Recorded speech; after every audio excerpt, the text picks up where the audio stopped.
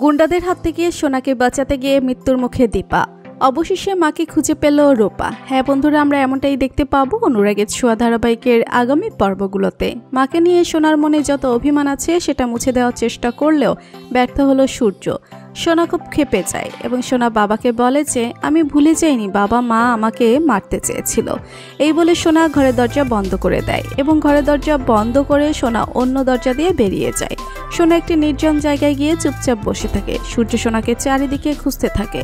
অন্যদিকে চারু যখন রেস্টুরেন্টে বসে থাকে, সোনা এবং সূর্যের কথা ভাবতে থাকে, তখন সূর্য ফোন করে চারুকে জানায় যে সোনাকে কোথাও খুঁজে পাওয়া যাচ্ছে না। আড়াল থেকে চারু ছবিও তোলে একজন ভদ্রমহিলা, তবে সে কে এটা বোঝা যায় না।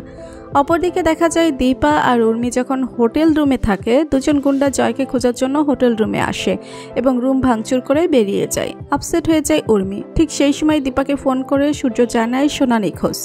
জানার পর বেশ ভেঙে পড়ে দীপা। তবে দীপা সোনাকে খোঁজার জন্য বাইরে বেরিয়ে আসে। অপরদিকে একটা নির্জন জায়গায় বসে থাকে জয়কে ফোন করে জানায় সোনা যে তার বাবা তাকে ভালোবাসে না, তার বাবা তার কোনো কথাই শোনে না, তাই সে সবকিছু ছেড়ে বেরিয়ে এসেছে। সে আর কোনোদিন তার বাবার কাছে ফিরে আসবে না। বাবার উপর যে অভিমান হয়ে আছে সোনা তা বুঝতে পারে জয়। তাই জয় সোনাকে বলে, অলি তুমি